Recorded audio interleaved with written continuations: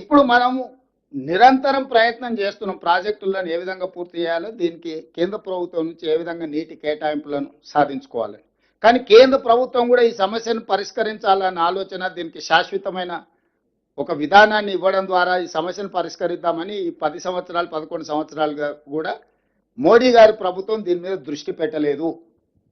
ఈ సమస్యల్ని పరిష్కరించుకోవడానికి technical committee, అంటే ఈ ప్రాజెక్టులకు సంబంధించిన సాంకేతిక అంశాలు చర్చించడానికి టెక్నికల్ ఆఫీసర్స్ కమిటీ, దీనిపైన చర్చించడానికి ఆఫీసర్స్ కమిటీ, ఎగ్జిక్యూటివ్ ఆఫీసర్స్ అంటే ఐఏఎస్లతోని, ఆ పైన సమస్యలు వచ్చినప్పుడు మాట్లాడుకోవడానికి ఒక మినిస్టర్ లెవెల్స్ కమిటీ, ఆ పైన అపెక్స్ కౌన్సిల్ చైర్పర్సన్ వచ్చేసి జలశక్తి మినిస్టర్, మెంబర్స్గా 2 chief ministers are members, Andhra Pradesh and Telangana. ఈ అపెక్స్ కౌన్సిల్ మీటింగ్లో ఒకవేళ ఇక్కడ పరిష్కారం కానప్పుడు 2015లో ఉమాభారతి గారి నేతృత్వంలో జరిగినప్పుడైనా, తర్వాత ఫడ్నవీస్ గారు అయినప్పుడు ఆన్లైన్లో చంద్రశేఖరరావు గారు పోయి మాట్లాడినప్పుడైనా, కృష్ణానదిలో మన వాటాలు, మన ప్రాజెక్టుల యొక్క నీటి కేటాయింపులకు వారు ఎప్పుడూ వాదించలేదు.